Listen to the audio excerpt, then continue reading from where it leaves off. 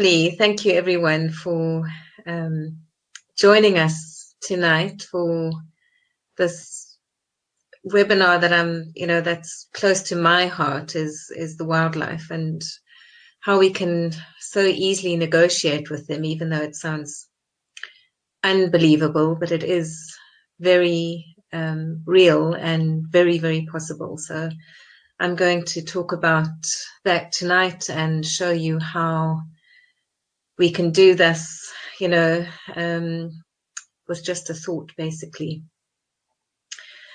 Okay, so it's lovely to see all names that I recognize and some that I don't know. So welcome everyone who hasn't been on one of my webinars before. And yeah, great to see the old face. Well, I'm not seeing your faces, but I'm seeing your names. So thank you. Hi, Joanne. Wonderful. Welcome. That it's your first name. I'm glad you could make it because you weren't sure. And Catherine. Thank you, everyone. Okay, so without further ado, let's get started just with an opening meditation. So I just found this beautiful picture of a mom and baby Chatma baboon that I thought was quite appropriate for now. I'm going to turn my camera off while you just make yourselves comfortable.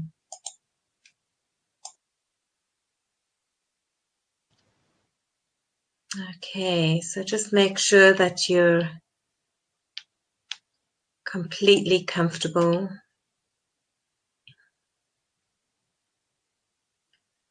And take a deep breath in and slowly breathe out.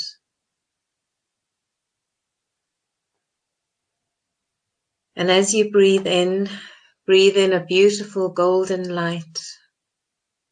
And as you breathe out any anxieties, any stress, any depression, any heaviness, any heavy feelings that you are carrying with you today. Just breathe them out and you can see them leave you as a dark cloud. And then see that dark cloud being transformed into this beautiful golden light.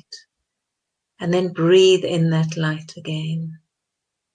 And just do this slowly for a couple of breaths.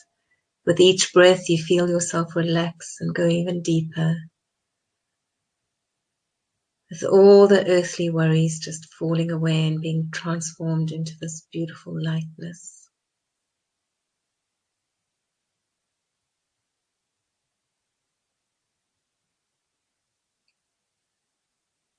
And now with the next breath, I want you to take your focus down to your heart center, the heart space. And feel your heart filled with absolute unconditional love that you have for all animals, for all of nature.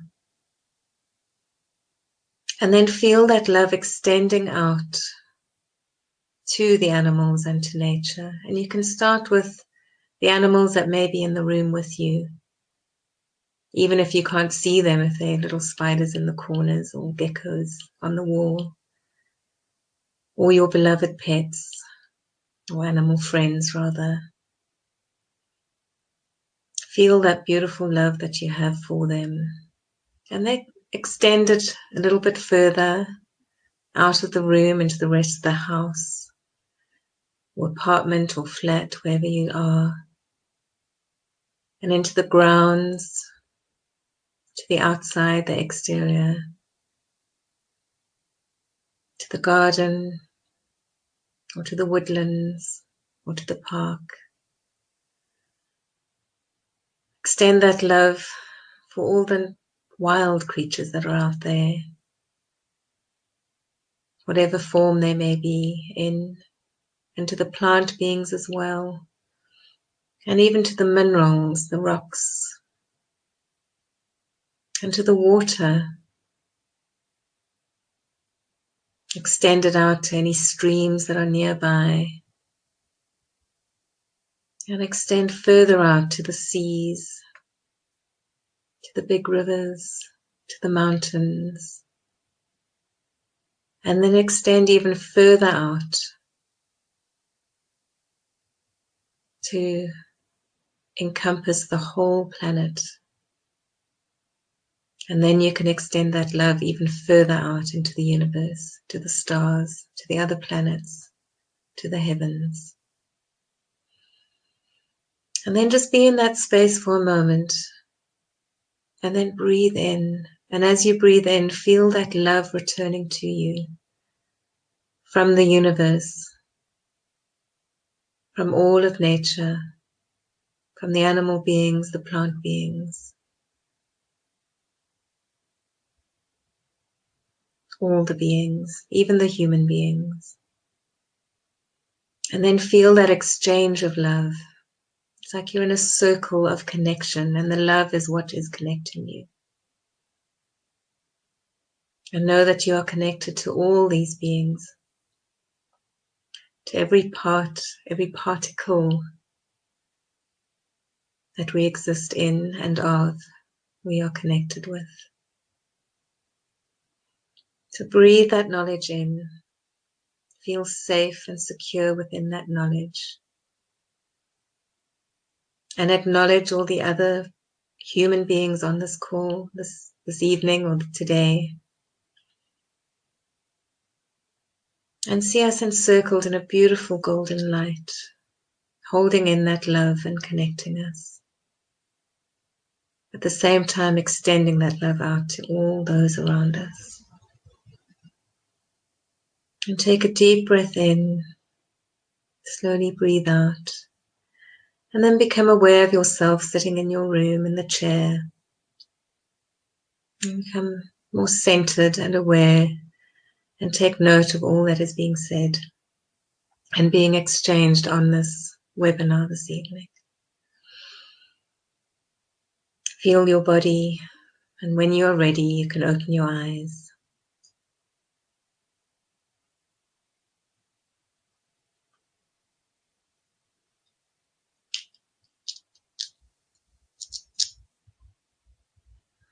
Okay, everyone.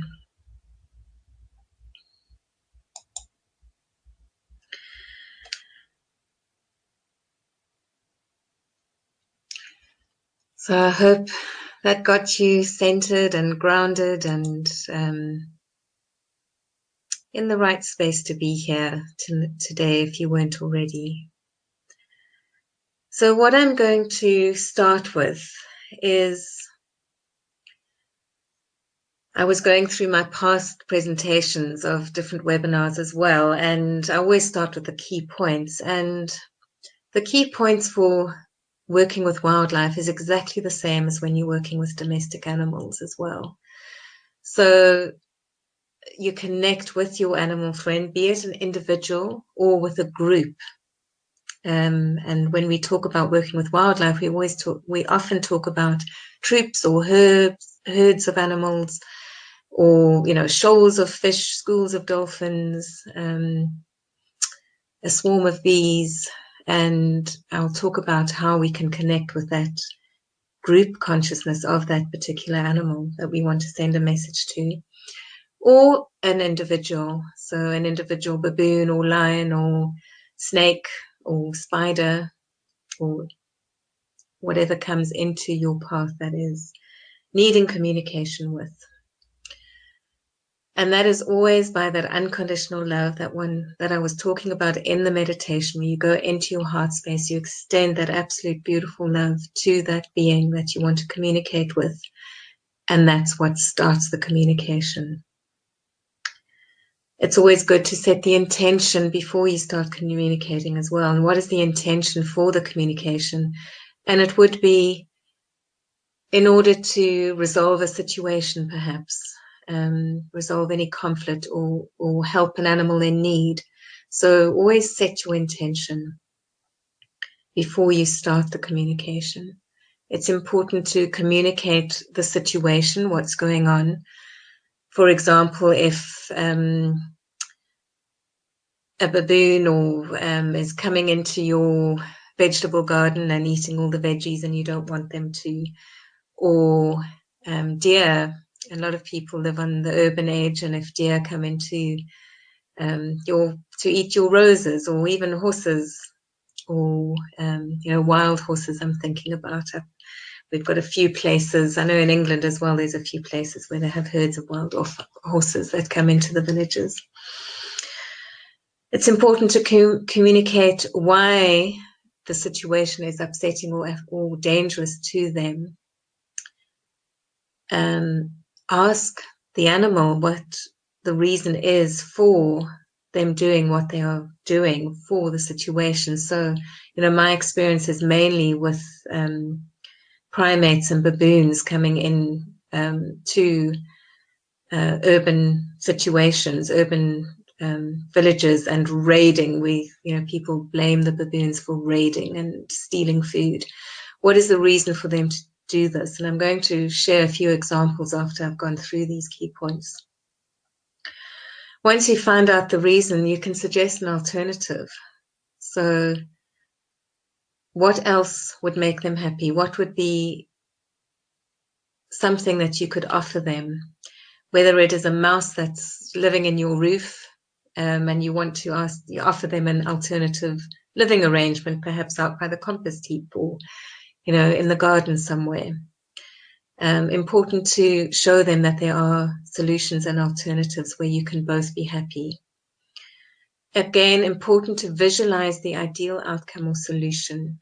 So have that vision in your mind when you are communicating with the animals as well, and see it working out in a positive way. So again, keep visualizing the positive outcomes of any situation when you're working with animals. To be absolutely honest as well is really good. To tell the animals the consequences of their actions if things don't change. So the consequences, certainly with the baboons in the Cape, it's a serious consequence where the authorities will kill them if they don't behave in a certain way, which is very, very harsh. But it's being very honest, and that's how, the human laws don't always align with nature's laws. So it's very important to explain the human situation to animals as well, because often they don't know, they don't realize, and it has to be explained to them. And that really, really helps. It's important, as I said before, to ask them the reason. And the reason is often seeing the bigger picture. What is the bigger message behind this uncomfortable situation that you are finding yourself in with this wild beings of nature, be they ants invading your kitchen, or, elephants or baboons coming to raid your crops. As always, when we're in communication with an animal, you end off by thanking them for listening. Again, just to reiterate that it's really important to stay positive throughout. So a positive situation, you see the positive outcome. It can be a very frustrating situation. There can be a fearful situation. If you're scared that an animal is going to be killed because of their actions, we often are drawn to repeating the negatives in our minds. Oh my God, but what happens? This is going to happen if he doesn't stop. Remember, it's always really important to stay positive. So if that thought comes into your mind, replace it with the positive thought. So, oh my gosh, this animal is going to be killed because of what he's doing. I don't want that. So what do you want? You want him to stay away from the area where he's not allowed under human laws. You want him to be more natural, or be safe in his own environment. So really see the positive outcome of whatever changes you are asking of, or you are seeing in the bigger picture in the environment.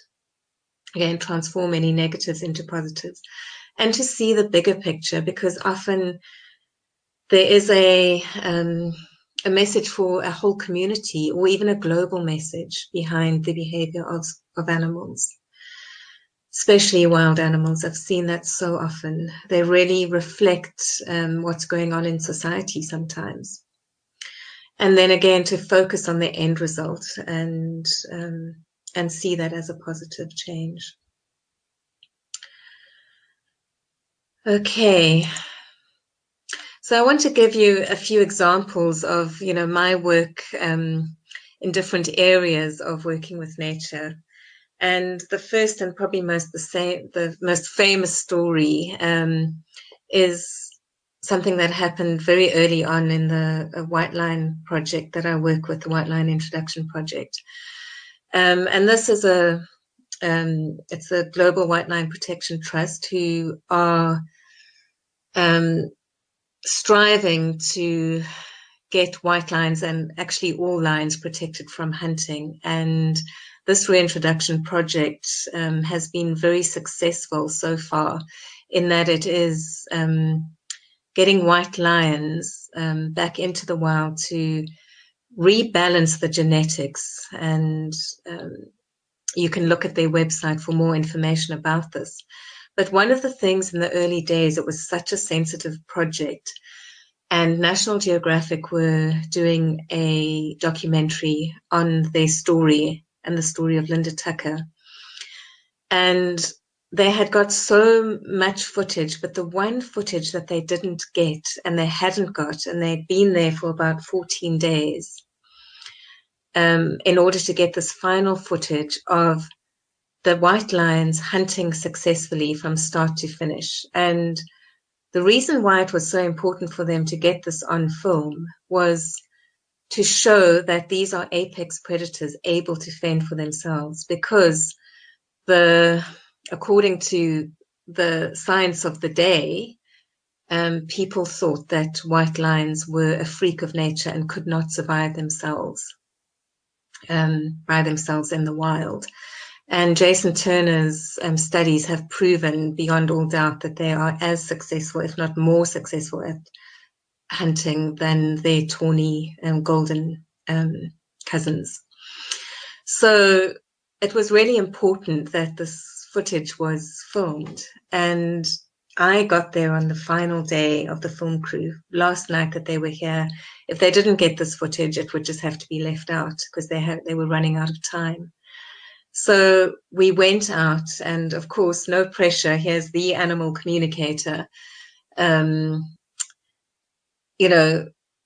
maybe you could ask them to hunt for us in sequence and, so that we get the right footage. And so, all right, well, let's see. And we know that all animals have their own free will. So they'll only do what we want them to do if there's a very good reason behind it. So we went out at night, which is often, obviously, the best hunting time for lions. And we came across the Pride, which was Mara, the founding lioness, the one that was born on Christmas Day in Bethlehem. And she was lying flat as a pancake. They hadn't hunted for, nearly 2 weeks. And if they had, it would really small prey in the bushes that the camera crew couldn't see. And so her and her 3 cubs, who are now quite big, this is the time, you can see one of the cubs in the photograph behind her. And we came across them all sleeping in the road, looking very flat. And I started communicating with them, asking them if they would hunt tonight. And, it would be really good if they were able to hunt in an open space where the camera crew could come and film them. And the message that I got back from Mara, who is the matriarch and the leader, the queen, and she said to me, but does Linda really want us to do this? And Linda was in the vehicle with me, and I had to ask her, I said, Linda, have you got any doubts about this? Are you really wanting this to happen? And she had to really think, and she said, well, she has a lot of fears about putting this out to the public because it's such a sensitive project. And I said, okay, well, you need to address those fears now if you want the camera crew to do their job. If you want the lions to hunt, then you need to tell them why and why it's important for them to do, and address any fears that are coming up for you. And this is exactly what she did. And she said to the pride, it's so important that the world sees you for the apex predators that you are, so we can show the world that you are worth protection, that you have conservation value. And with that, I mean, I could go on for a little bit longer with the story, with all the details, but everyone was on tenterhooks and to see if they would. And then they got up and they walked off. We stayed behind and the camera crew followed. And then we heard, first we heard roaring, and that was like, oh, well, they're not going to hunt, because a roaring lion is not a hunting lion, because all the prey know exactly where they are. So we waited and we thought, well, it's their choice. If it's meant to happen, it'll happen. And then suddenly we heard a squeal of a warthog. And we were on radio with the camera crew, and the camera crew said, oh my gosh, we just missed it. We just missed that. And then suddenly there was another squeal, and oh no, hold on. And they had sort of got the shot, but not quite. So what the lions had done, they'd gone and been digging out a warthog burrow, and they had managed to catch one warthog. And then they caught another warthog. And then they went in with the camera crew poised and ready, and they got a final warthog. And what is so fascinating, and if you ever get to watch the National Geographic documentary, you will see a shot where, or a scene, I should say, where the lions have their paws on this warthog. They're looking at the camera, and even the warthog is looking at the camera, as if to say, okay, now action, are you ready now? And they took the warthog down very quickly and cleanly, as lions do, and National Geographic got their hunting sequence. So that was an incredible story for everyone, and it's one that we tell around the dinner table at the White Lion Trust every time I go there with a new group of people. That was something that was really important for the protection of the white lions, and that is why they obliged on that final moment. But the reason why they weren't doing it is because, again, there was such fear and trepidation around releasing this project to the public and what they were doing, because Linda in the early stages literally was having her life threatened by the canned hunting industry and the lion breeding industry.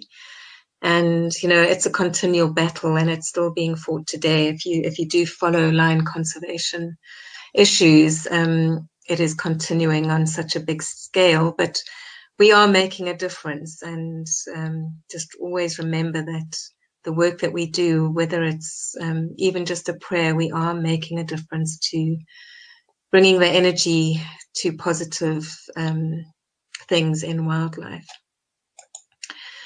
Another way when we communicate with wildlife is for rescue situations. When we see an animal that is injured, or as was the case with this next story, was a hyena that had a snare around his neck. And what had happened, I was at the project with a group, the Leadership Academy group, actually, and Beth, in the photograph that you see, was one of the participants. And they'd come across a hyena with a snare around his neck. And how he had made himself known is there was a night camera set up for watching wildlife and what was happening at night. And what was amazing is that this hyena went right up to the camera, looked straight into it, turned his head left and right to make sure that whoever was looking at the camera got a very clear shot of how deep this wire snare was around his neck, really literally cutting into his flesh. And so we decided, obviously, that we need to get this hyena help and get the snare off. So we set up a box with a door that fell down, which was baited. All he had to do was go into the box, and it would the door would shut, and then he would be, held inside the box, and the vet would be able to come and dart him, and then take the snare off. Now, what was interesting here, again, it was the hyena was not getting into the box before we started working with him. And nobody could understand it, because there was some lovely, rotting meat that the hyenas would be very drawn to, but he was not getting into the box. And when I communicated, our group was doing the right visualization, so visualizing him going into the box, getting released from the snare, and then being released into freedom again. And I spoke to the other team, the volunteer team, about being in alignment with our visualizations, because it doesn't help if the group that are working with the animal are thinking different things. We all need to be on the same page when we're doing group work. And what was interesting, what was coming up, is a couple of the young girls who were volunteering there, they were very fearful that the wound was so bad that he would have to be euthanized. So a bit of a catch-22, you don't want the lion to suffer, but then they didn't want him to die either. So I spoke to them about it, and I said, well, turn that around. Even if he did have to be euthanized, that would be a positive release. That would be still him being released into freedom, so that he didn't have to die a really long, awful, suffering death. So we turned that fear around into something that it could happen. It was a realistic fear, but turn it into something positive. So it would be helping him to be free of the suffering. So here you can see Beth holding up the sign. Great news, the hyena is in the box. Well done, Pride.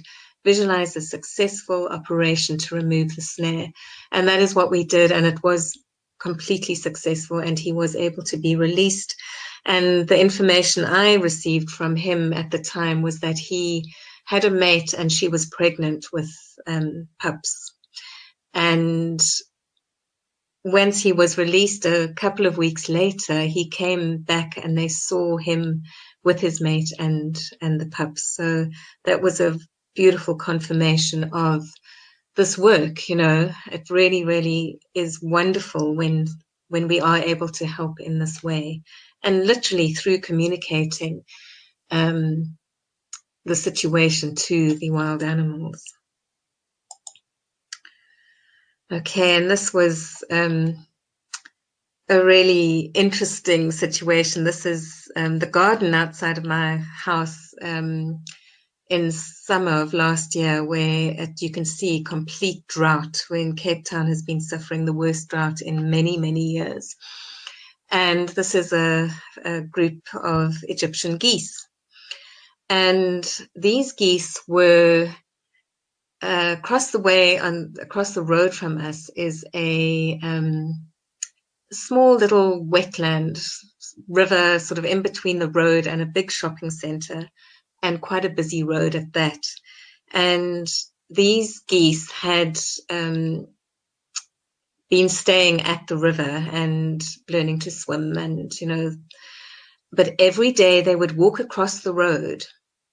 And one day, one of the geese got knocked over by an impatient driver. And of course, all the residents of my little town of Noordhoek here were up in arms, and they decided that they wanted the NSPCA to come and remove and relocate this flock of geese. And they were able to fly at this stage. And when I heard this, and the whole community was behind it, yes, let's save the geese, it'd be wonderful. And the geese, the SPCA were coming out on the Monday morning, and all the community were going to gather together to try and herd these geese and capture them and take them out miles and miles away to another part of about 3 hours away from Cape Town. And I mean, I tuned into these geese because they had been coming into my garden every now and again. And I connected with these geese as a whole. And I singled out what I do when I communicate with a group of animals. I asked who is the representative, and I ask one of the animals to come forward so that I can connect and communicate with almost like the leader, whether it's a matriarch or patriarch, who is representing this group of animals. So one of the geese came forward, and I communicated what the plan was, what the community wanted to do, out of love and concern. I mean, the intentions were really.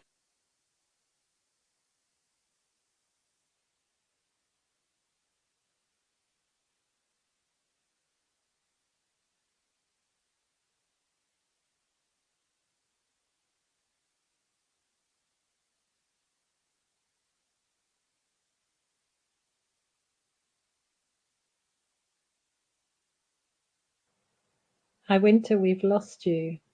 I don't know if you can hear me. Okay, I'm back now. Can you hear me? Yes, can hear you fine. Yes. Where Good. did I get to before I cut off? Yeah, I had it in my mind and now it's gone. Or maybe. Had I started about the territorial, geese being territorial? No, I don't think so. I think you were talking about other people or another person. Okay, all right. Okay. Um, okay, I'm sorry about that. I only get notified when my microphone's off, I think a little few minutes after. Oh, sorry. I know. Oh, Well, I couldn't get my microphone on. Okay. fine.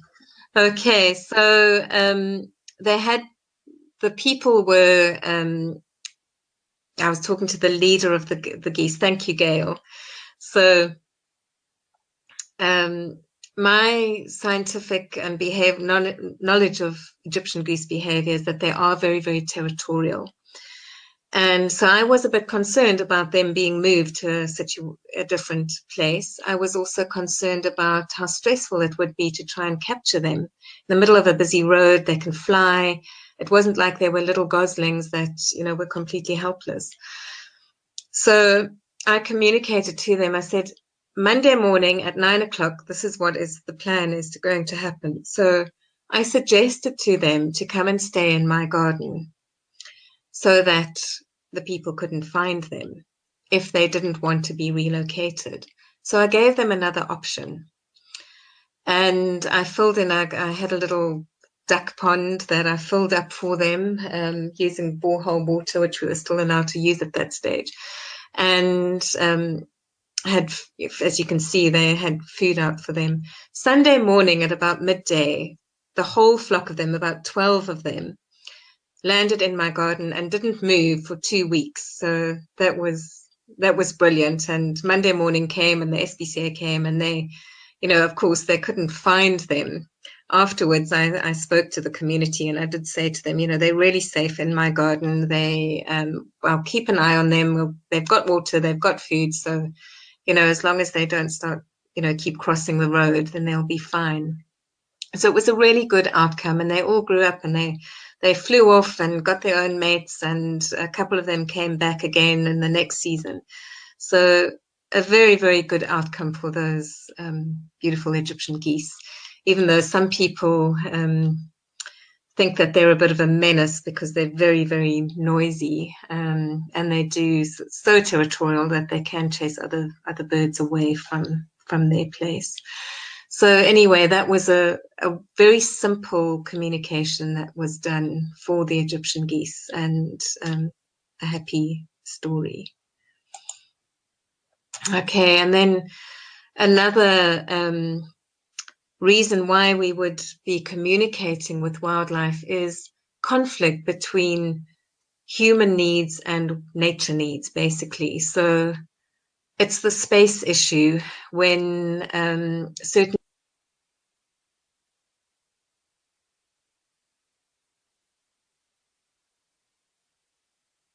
Hi, Wynter, we've lost you again.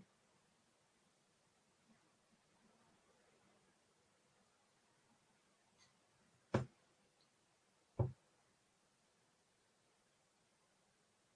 can see your microphone's gone off.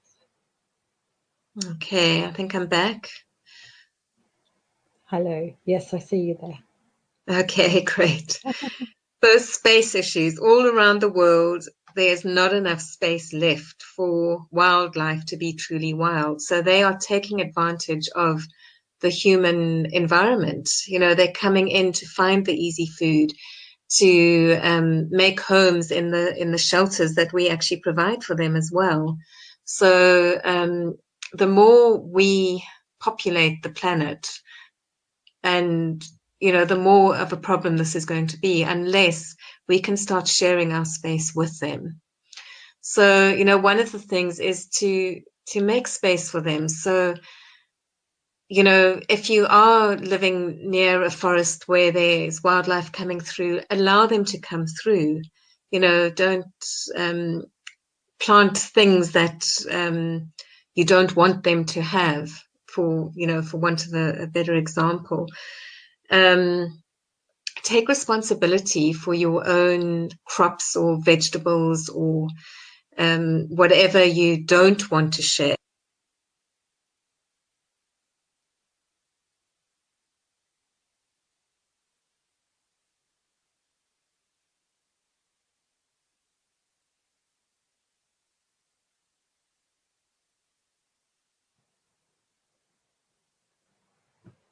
I'm back. Okay, so it's about taking responsibility for your own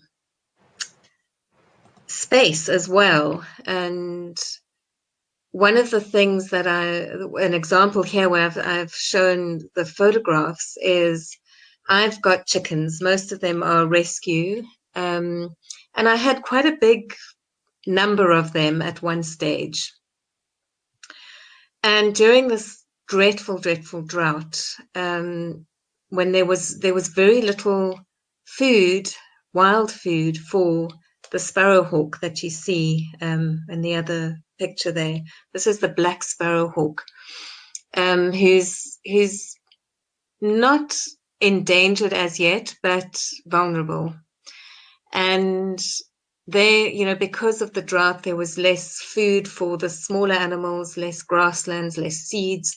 So the rats and the mice and the, you know, the pigeons and things that they would normally eat weren't as readily available. Whereas my chickens, of course, were very, very available. So there was this young sparrowhawk that would come and visit.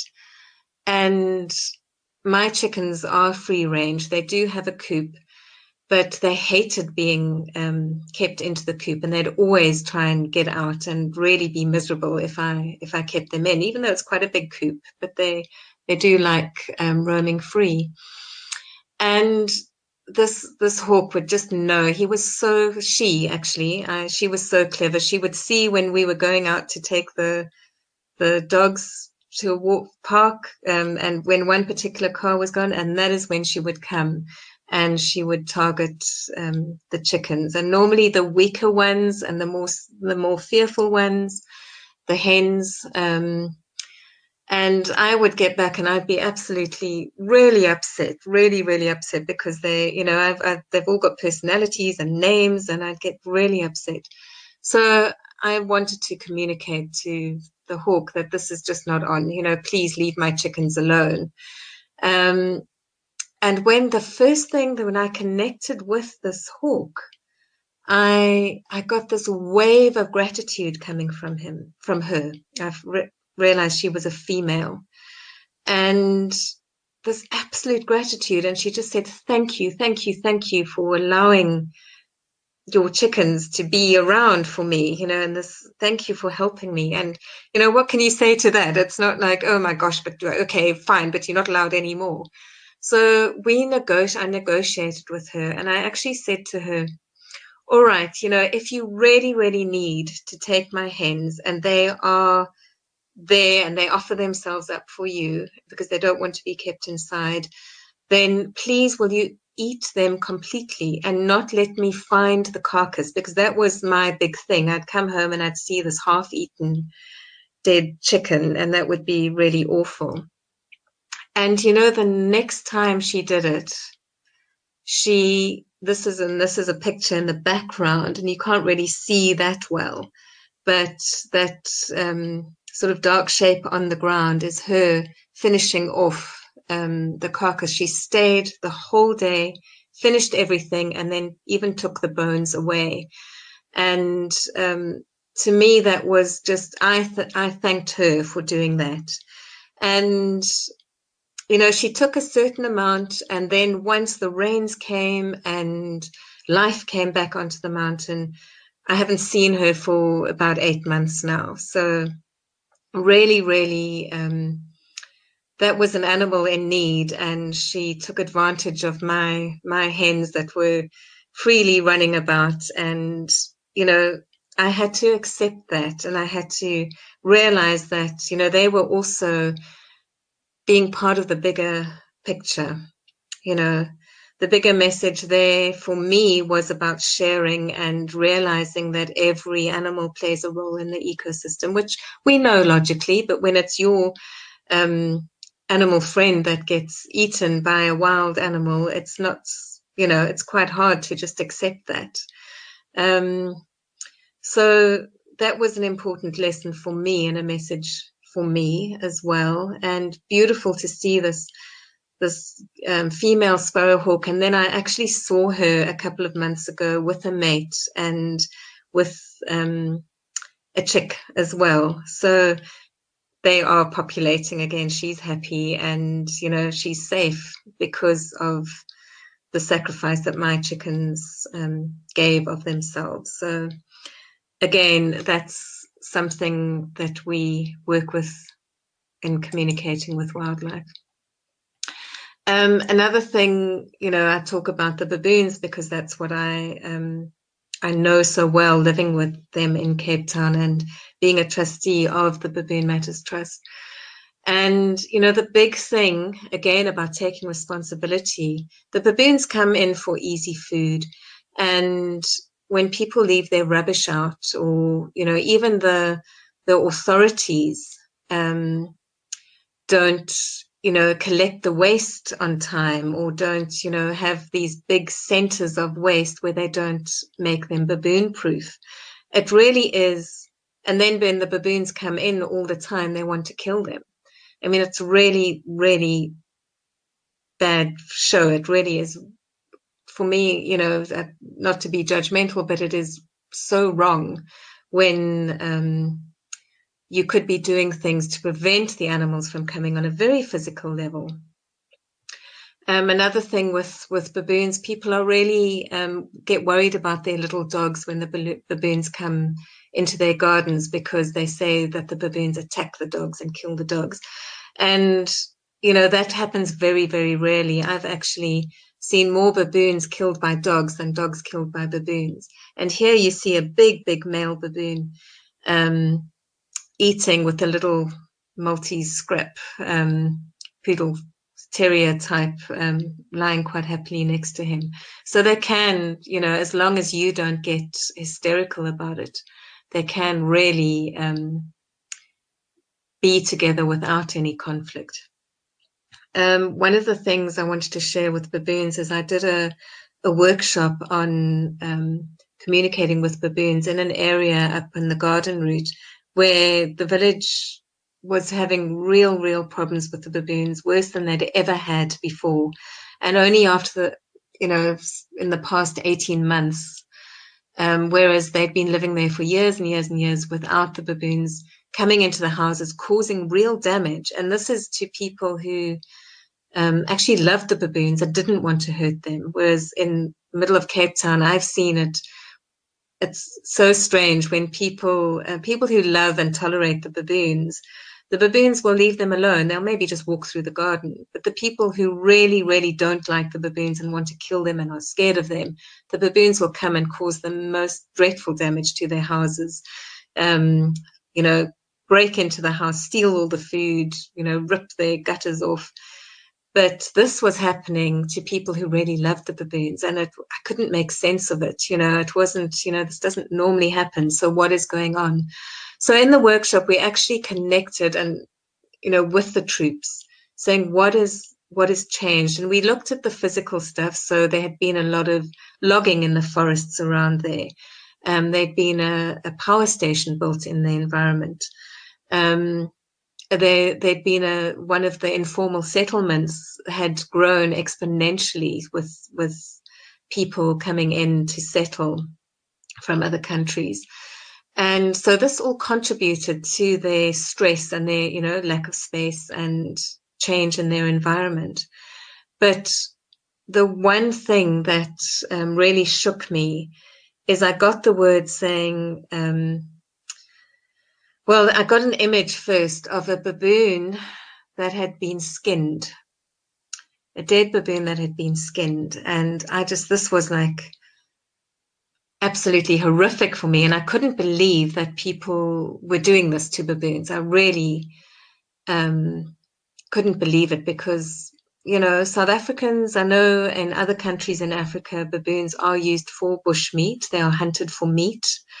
But it's not something that South African indigenous people do because they believe that the baboons are so closely related to us, and they are, scientifically, they really are.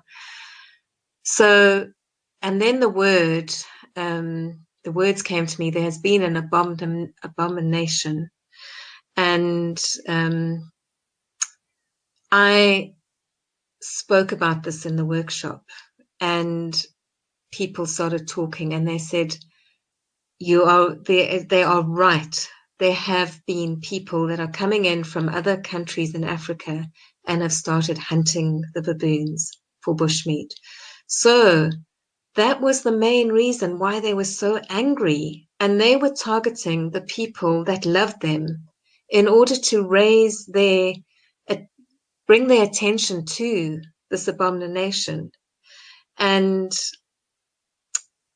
to actually see if something could be done about it. So we really, we communicated to them that we acknowledged their issues and what was happening, and that we were going to really try and do something about it, report to the authorities. The concerned community did go to the authorities and did alert them, and the authorities said that they would keep an eye out and try and stop it. Whether it did stop or not, I'm not sure. I don't know if they had the manpower to stop it. But just the fact that we acknowledged the issue helped with the situation, with the baboons stopping, particularly in some of the houses that were really being badly damaged. And a wonderful outcome. So those people were no longer almost under threat by the troops, and they communicated. I taught them how to actually send the messages to the animals, how to negotiate with them and put a border, put it like a border around your property, saying, this is mine. You are very happy for you to be in the garden, be in the trees, have the pears from the pear tree that I'm not going to eat. But be careful not to break the branches and actually kill the tree. So it really worked, and those people had amazing success with the communication. So that was another really good news story about that. And I was going to say something else. Yes, what was so interesting to me when we were managing the baboons, Baboon Matters Trust, and I used to take walks with the baboons in Cape Town, and that's all changed with the new management methods.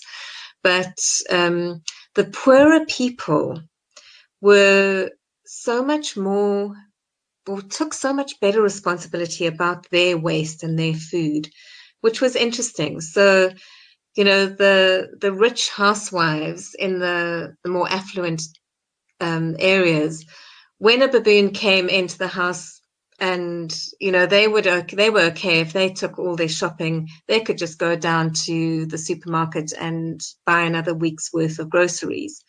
But the poorer places couldn't do that. If they had, I remember it was very, very interesting. This tiny little woman she was probably virtually homeless, and she was walking from the cafe with a plastic bag with half a loaf of bread and a small half a pint of milk. And this big male baboon walked up to her and started to try and grab the bag because they recognize a plastic bag has got food with them. And she just swore at him and swung the bag at him, and this tiny, tiny woman, and got so angry with him. And he left her alone. And we were all saying to her, no, drop the food, don't let him take it, just drop the food, don't fight him.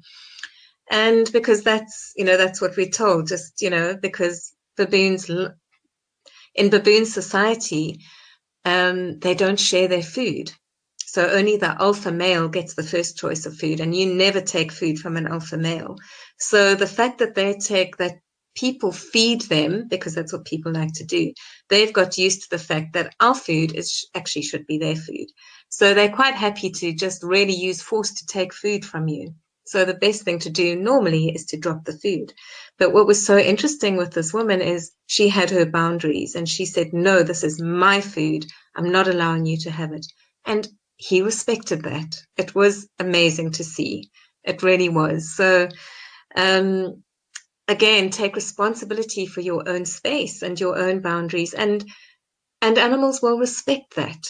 They really will, as long as they have an alternative, as long as they have something to survive. If they see that your easy food is not so easy for you to keep that food, then, if you know what I mean, to replace that food, I should say, they will respect that.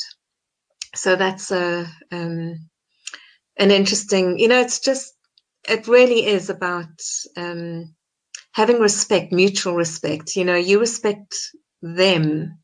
It's not about just giving in to them and giving them everything that they want, and compromising yourself. It really is about negotiating for the best possible solution for all of you, whether it's the humans and the wildlife, or the humans and the domestic life. It really is about coming to a compromise for the best solution, win-win situation.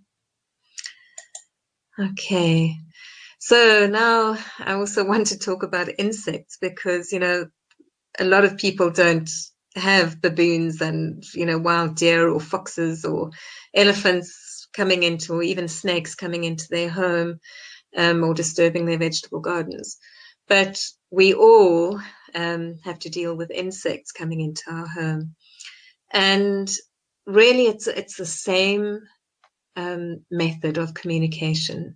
It's the same concept. So a lovely story about these wasps. This was actually a picture that I took it was actually on the window of, we've got an eco house up in the garden route, and these paper wasps make nests all around the house. So this was luckily on the outside of the window, and I could get such a beautiful photograph.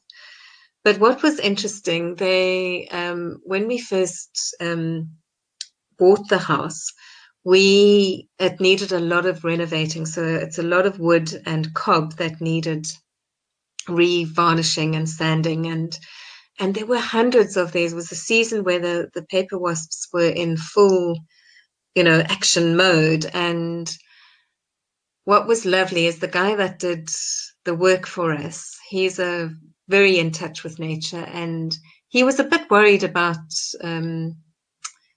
working around these wasps, and he thought, well, he might just have to, knock all the nests down. But he knew my work, he knows of my work, and he's done a few workshops as well. And he said, no, he's just going to communicate with them. And he said to them, okay, I'm going to be doing this work around you, and I'll try and be as respectful as possible, but it is going to be noisy and it is going to be a disturbance. But as long as you don't sting me, then you can stay. If you don't hurt me, I won't hurt you, and then you can stay, and I'll leave you alone. And you know what? He did the whole house. He didn't get stung once. So that was really about also trusting the insects, that they've heard you, especially with something like swarms of bees or wasps that often come into our houses for a nice, safe, secure space. Another thing is ants that come in. A lot of people say, what do I do about ants? I've got an infestation. And sometimes there's a bigger message. Why have you got an infestation of ants? Are you feeling like you're under attack? Especially if you're being bitten by things, look at the more energetic reason about what's going on in your own life as well. And what is nature showing you? I actually want to do a separate webinar about messages from nature along those lines, because nature speaks to us at all times. Whenever we are confronted with nature, they are often reflecting, 9 times out of 10, they're reflecting something that's going on either in your personal life or on a global level. So when you are infested with insects, ask them what the bigger message is. Ask them, what am I need to look at in my own life? And, sometimes it's just about, not hoarding too much. Keeping your space clean of energy, never mind just clean of, dirt or waste, or, sort of the cockroach infestation. If you've got a dirty kitchen, that's obvious cockroaches will come to help clean out all the waste. But if your energy is dirty in a way as well, and you don't keep your spiritual energy clean, and by clean, I mean with positivity, positive thoughts, love, and, letting that fear and negativity encroach on you. It's hard work these days, but you do need to be aware of negative energy and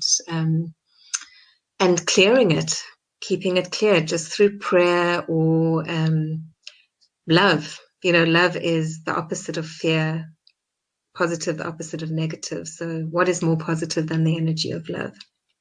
So, and sometimes if we are very down, we're feeling like we're under attack, we're feeling, really just horrible.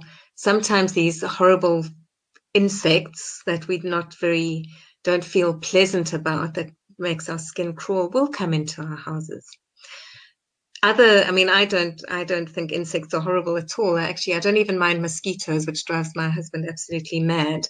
They are irritating, but I just ask them to go away, and they seem to listen to me for some reason. But not everyone has that success with mosquitoes. And it might just be also like ants coming into the home. It might be they are often just looking for water or for shelter. So offer them another place to be, offer them an alternative.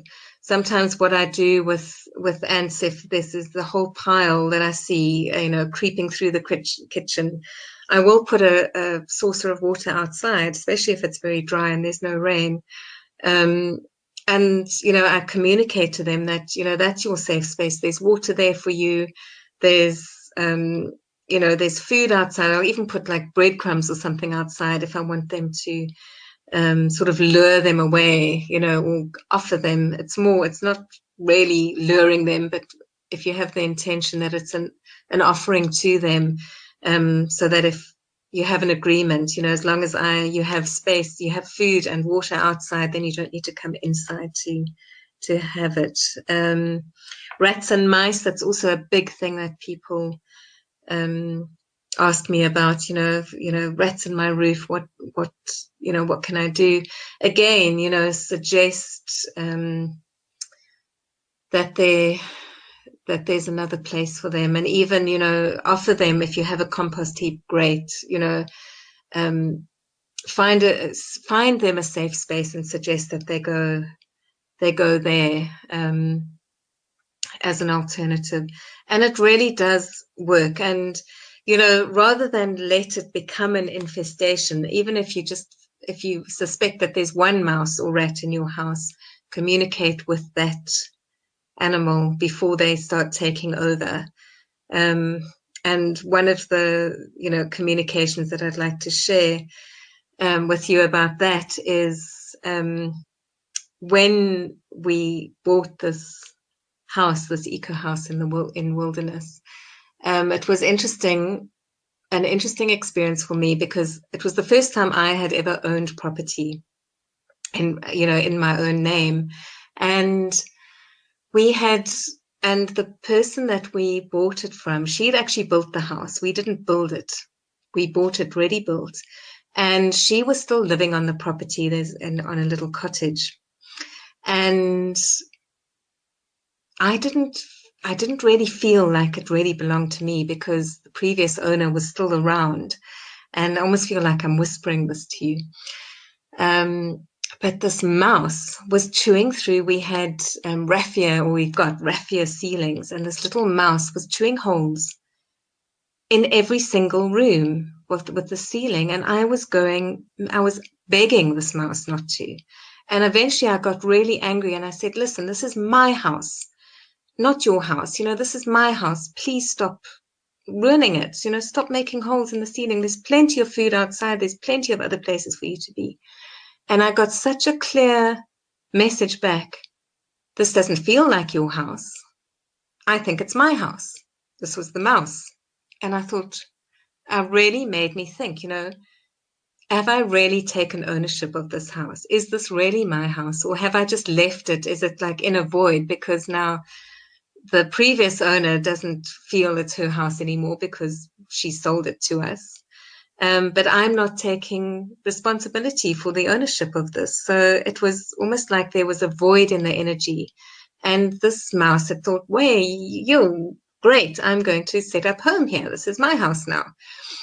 And from that day, when I turned my thoughts around and I said, no, this is my house. This is, I am guardianship of this space. And this is my boundaries, and there's so many other spaces that you can be and be warm where there's plenty of food. And from that day on, he stopped, or this little mouse stopped chewing and left the house. So that was another big message and lesson for me. And I always say that the animals are our greatest teachers. So I can teach you the method of how to communicate with the animals, how to send messages, how to receive messages. But the greatest lessons in life will come from the animals themselves. So, really that's what it's all about. It's listening to nature and trusting nature, trusting the animals, and working with them. I don't know if all of you get my newsletter, but I sent a newsletter out yesterday, and one of the issues that is going on at the moment with the baboons in Cape Town is the authorities have given permits to a couple of the vineyards in the Constantia area, which is a very, urban area and very wealthy, affluent area, to get a professional hunter in to shoot the baboons that are bothering them, eating their grapes, bothering the laborers. And the baboons have been killed under this, with the authorities' permission. So there's been a huge outcry against that. But one of the positive things that came out of this investigation is one of the wine farms that is bordering the others. She has never subscribed to the management policies of the authority, the new management policies of the authorities, where they manage the baboons very aggressively with paintball guns, and they use lethal management by killing the animals that are continual raiders. And what she said, the owner of the vineyard, she says, no, she works with the baboons, and she's never had a problem. The last 20 years, she's been working with the baboons. And that's the key, is to work with nature instead of trying to fight against nature, which is what most of humanity does. They fight against nature. They put up fences. Obviously, you have to put up fences sometimes, but, they have guns. They kill. because they don't want nature to interfere with their lives. And that's what humans are used to doing. So what part of my mission in life, I suppose, is to help change that mindset, to help show that animals actually do have a say and they do have a right to be here, and we can negotiate with them, we can communicate with them. And if we have mutual respect for them, if we have a love and respect for them, they have an absolute love and respect for us, and they will work with us. As long as we, give them enough space to work with. So, that's really what this talk tonight is all about. So, thank you for listening to all my stories. There is going to be time for some questions just now as well. But what I'd like to just share with you, if you want to go deeper into connecting with nature, I discovered just today, actually, that Deepak Chopra has a 21-day meditation. It's not solely about connecting with nature, but it's really about seeing the divine within and connecting and practicing setting your intentions and working with love, unconditional love and positive experience in order to achieve your desires. And it started yesterday, but I did the one today, and it really took me very deep. And I do like, even though Deepak Chopra is quite commercial, I really do like his philosophy on love is the thing that connects us. So it's about a 10-minute meditation every day. So I would recommend that to you. And I think Janine will put the links in the chat so that you can click on them or copy them, because unfortunately on the presentation, the links don't work. And then if you want to really go deeper into learning about animal communication, of course, there's my online academy, the correspondence courses, which take you all the way up to practitioner. You can go to my website to see more information about that. And then the in-person workshops I've got for the rest of the year and for next year. Italy, we're doing a one-day workshop. I'm doing one day with Andrea Contri, and it's going to be all about love, respect, and joy, the key to connecting and with nature and transforming negative into joyful situations. And then the Wales retreat in October is I'm advertising it as an advanced skills or advancing your skills. And even if you haven't had experience with communication, you can still attend. We just ask you to watch a couple of introduction webinars to qualify for that. And then two workshops, which I'm quite excited about, is I'm going to be doing a negotiating with wild with baboon matters in Greyton, which is an area where we actually are managing the baboons. So we can actually now go for walks up with the baboons. So I'm working on a workshop in support of the baboons and focusing on wild nature as, the same theme as this webinar. There will be a 2-day course in South Africa. And another Starline journey, which will be 5 days, really intensive course retreat at the Tsar Conservancy, where we go and sit with the prides that are roaming free. And you can see more about all those on my website, or sign up to my newsletters and you will get information about that. So that's the advertising spiel over with, which I'm never very good at, but I wanted to share all that with you. So yes, on to the questions. I think Janine has put the Q&A, the question and answer, activated it. So if you have a question, just type it in. You won't see the question come up, but I will see it, and we'll be able to answer that. I'll answer as many as I can. So any questions you have about this whole webinar, what I've been talking about,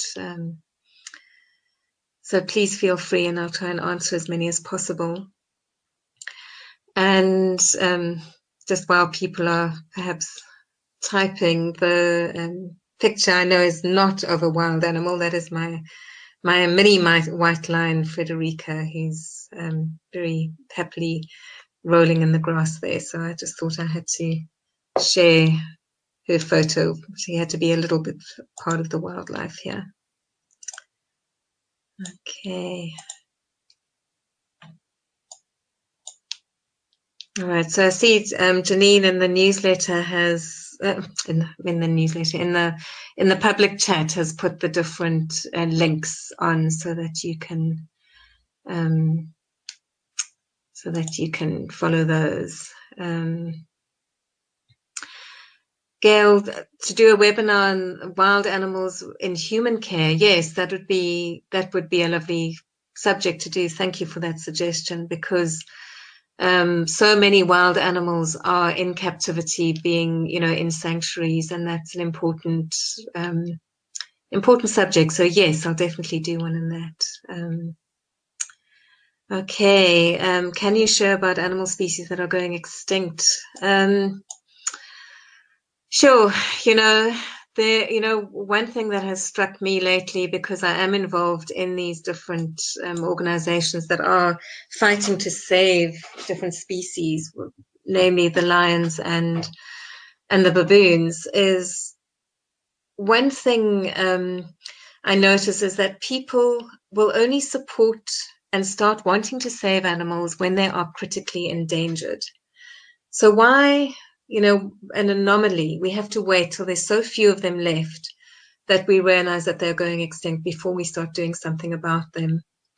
And, for me, if they're here, let's just keep them safe, because they may not be here forever if we are going to carry on. I have had messages from some animals that have given a big message out that we are not going to be around anymore. We are leaving. The baboon troops, they are leaving, and people aren't realizing it, but they are leaving. And perhaps in 100 years' time, there may not be any more baboons around, even though people are not seeing them as vulnerable or endangered. So they have decided once there is no more space for them, they are going.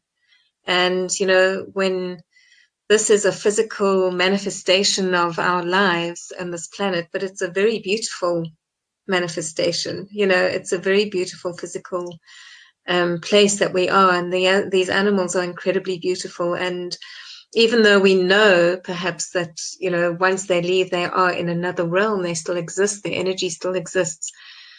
It would be such a shame if this sort of physical experiment, for want of a better word, fails because the humans have not learnt anything about being part of the whole. So that's all I can really say right now about the animals going extinct. Aurora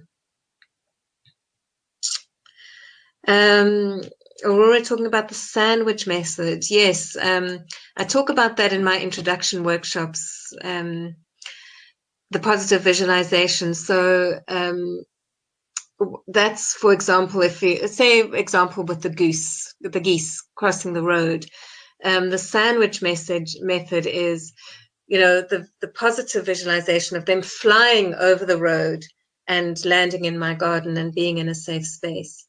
The negative would be them crossing the road and explaining to them what would happen. So the consequences, remember I talked about the consequences of their actions. So the consequences of them walking across the road would be they'd be hit by a car and could be killed. So it was dangerous.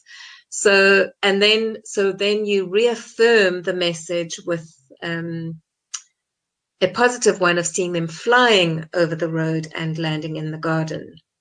So I do recommend that, Aurora. That was taught to me by my teacher, Amelia Kincaid, and it is very effective. But, so explaining the consequences of their actions, but always in between the positives. So always ending off with the positives. Okay. So,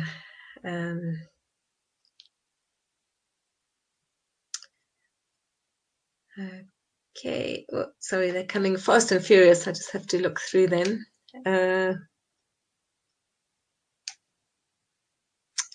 Okay, Sheena's talking about a serious problem with gambling with hunting dogs. It's becoming unmanageable. I feel helpless for all the game around us. How can I prepare both dogs and wildlife for the inevitable consequences? Sheena, often there are situations where we feel completely helpless. And that is where the intention and the prayer and the positive visualizations come in. So, one of the things you can do, if you know about a specific time that they are going to be hunting, sort of, I know with the poachers in wildlife estate, wildlife reserves often use full moon. So that's really the time to be on full alert. So perhaps the hunting, the people with hunting dogs use that full moon as well. So if you have an inkling of when it is, you can warn the animals and say, and ask them to come nearer to your house or to the fences so that they are more visible. I've done that with rhino actually, where I've asked them to, we have such a huge poaching crisis with rhino for the rhino horn. On a rhino reserve, I've asked the rhino to stay close to the house when there's threats of hunters, and they can often feel it. They can feel the change of energy. I know with the lions, and they can feel the tension of the poachers outside their safe zone. So it really is about finding a safe space for them and encouraging them to be. And it's normally near the people that are caring about them, if they can possibly do that. And and then just trusting and letting them go, and you say the inevitable consequences. Perhaps it won't be inevitable if you visualize that positive. There is a possibility that the dogs won't get them. They won't get them that night. Ask the dogs to. It's very difficult to ask a dog who's been trained for hunting and has probably been starved for a few days in preparation for the hunting. So, really, I'd say work with the wildlife, and actually working with the people as well. I found that we have to actually really send love to those people that are doing the poaching, and visualizing them finding a better way and finding and raising their consciousness, perhaps. So thank you for that, Sheena. I hope that helped. How do animals in other realms support nature, wildlife, and even humans, please? I believe they really, really support all our efforts. And whenever we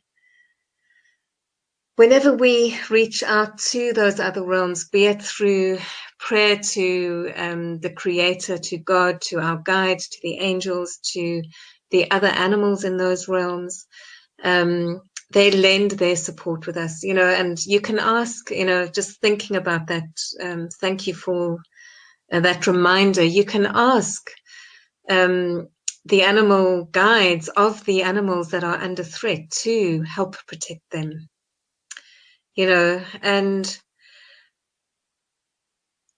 but remembering the bigger message, because perhaps those animals also have to leave, like my chickens had to leave to support the sparrowhawk. Perhaps some of those animals have to leave in order to balance things out, or to show, to get things to a state where it gets worse before it gets better. Maybe we have to go rock bottom before we can, before the planet can right itself.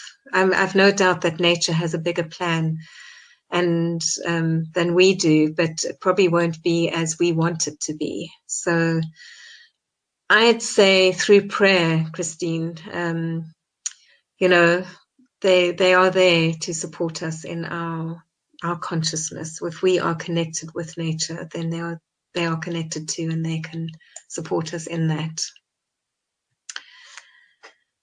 Okay. Cheryl, and an idea of what to communicate where caracal is predating on domestic cats in an estate. There again, It's a case of easy food for the caracal. It's also a case of keeping, being a very physical and practical and keeping the cats, asking people to keep cats inside at night. So clearly communicating with the domestic cats the reason why they need to stay inside at night. And,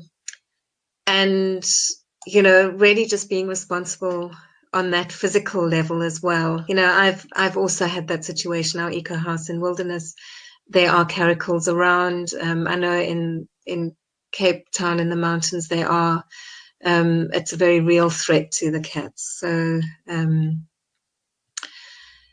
that is my suggested way. I really feel for the caracals because there's not a lot of other smaller animals to prey on for their diet.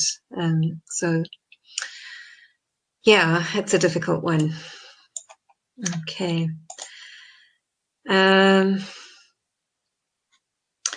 Christine, a very interesting philosophical question. How have humans become disconnected that we are animals too, part of nature? How can we help remember ourselves and others, please?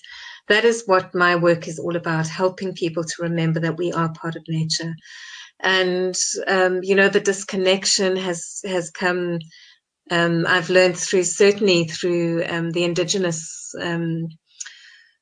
mysteries, I suppose, or the indigenous stories. It's through fear. It was really through fear that we had become disconnected. And the more fearful we became, the more we separated ourselves from nature. So whatever the reason, there's all these stories, these myths and legends about the beginning of time. But whatever happened, it was something, even the Bible says we displeased God and was chucked out of the Garden of Eden. And,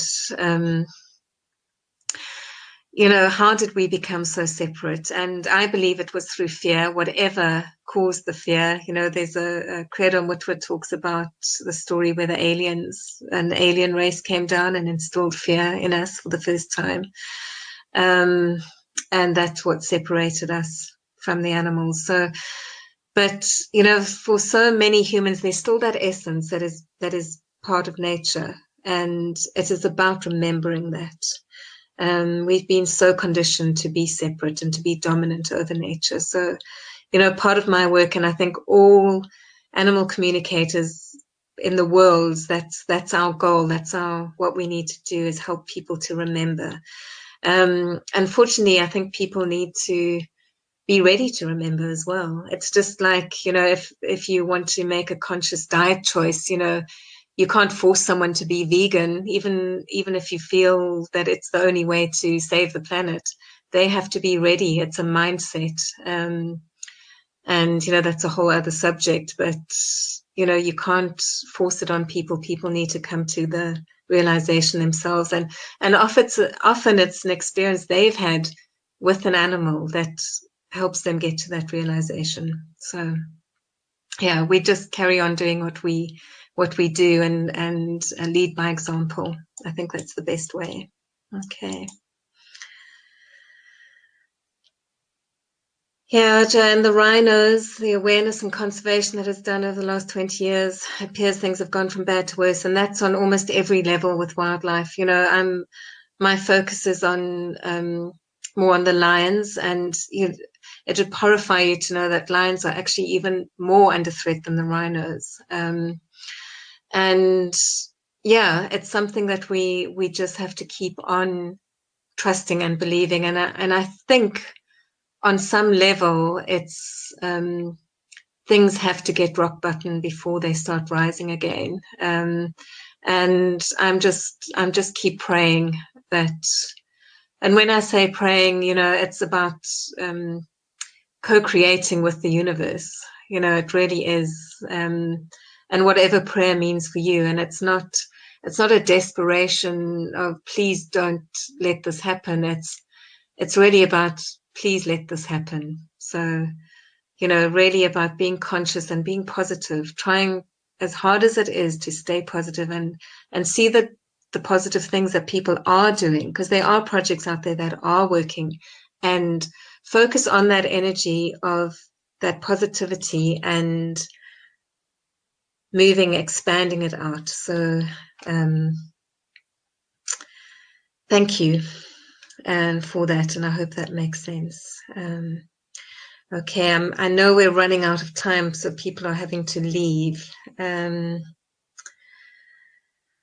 So, yeah, there's so many lovely questions here. I'm not going to be able to answer all of them, but you know, I will keep note of them, and I will try and answer them out, perhaps in the bottom of the feedback form on the page of this webinar.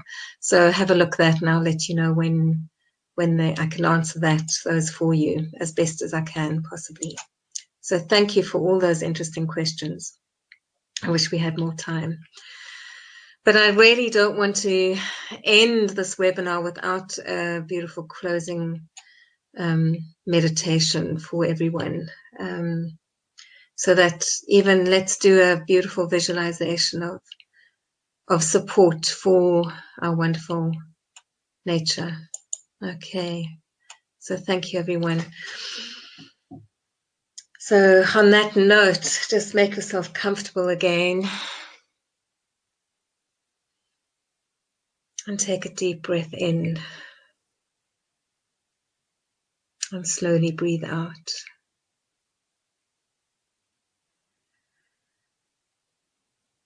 And just a brief sigh of relief and release, with the knowledge that we are able to do our bit, even if it's the smallest bit of recycling, changing your diet, being conscious of what you're eating, being conscious of who you're sharing the planet with, be they in physical form or in spirit form. Being aware of that you are part of that universe, that you are part of this great, wonderful planet, this great, wonderful experience that is life in all its various forms, the good, the bad, the black, the white, the easy, the hard. It's all part of this amazing experience. And let's now focus on the beauty of life, the joy of life,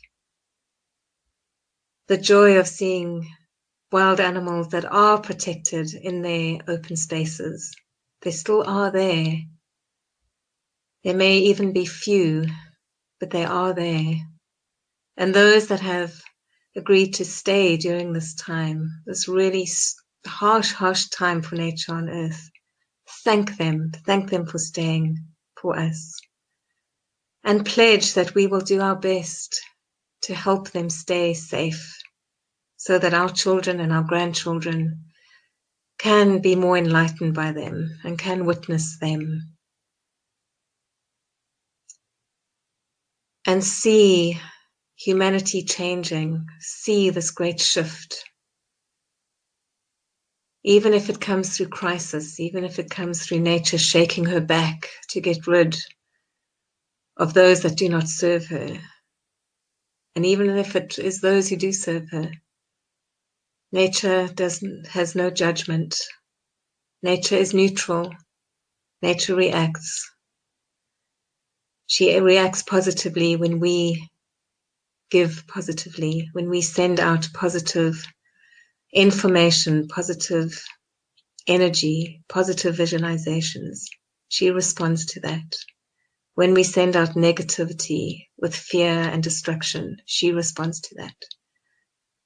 Trust nature to reflect what's going on in our own lives and globally, and trust that we can overcome the negativity with this unconditional love that we hold in our essence and in our spirit with nature. Trust Mother Nature to help support us while she supports us and while we support her. Trust in the universe, trust in this amazing consciousness that we have access to. Trust that we are co-creators in this multidimensional universe. And know that this is true, and have that knowledge seep into your souls and your cells of your body. Breathe it in. And breathe out that wonderful gratitude that you have for being part of this beautiful space, being able to witness all the wonders that nature has to offer. And know that we can overcome the things that aren't so wonderful. As long as we believe and see the positive, we can expand on that energy and see it grow. And see that light moving out into the dark areas, vanquishing those dark areas. Keep positive. Focus on the good stuff. Don't let the bad stuff creep into your heads and to your hearts and fester. Keep clearing it. Let it move out, replacing it with the positive information that you receive. Look for the positive information. It is there. Breathe it in. And know that for the greatest good of all, that we do this work for nature and for the planet. And thank you. Thank you, each and every one of you, for being on this call, and for those who are listening to the recording as well. Thank you. From the depths of my heart, I thank you for helping me in my work and helping nature in her work. And you are all part of it. Never doubt that. And know that you make a difference.